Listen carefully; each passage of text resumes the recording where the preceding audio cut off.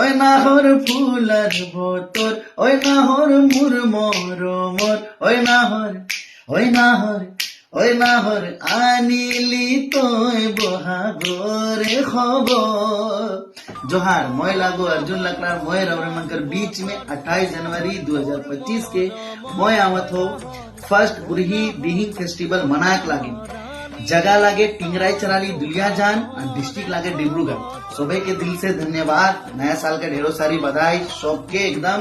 और जितना भी चाहे वाला आयो बाबा काका काके मामा मामी दादा बजी सब चिरिंग पिलिंग छुआ मन लेदरा पटी में सब नवा नवा लुगा फटावन पिन का खूब सारा नाचे बड्डेगा फुर्ती करवा बहुत मजा लगी।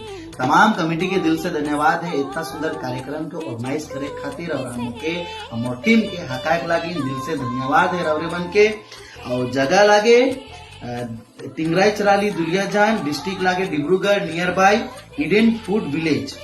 तो डेट के नखे बुलाए 28 जनवरी 2025 के सब के एकदम एकदम रिझे खुश एकदम हमें कर पूरा मजा लगे नाचे उठे।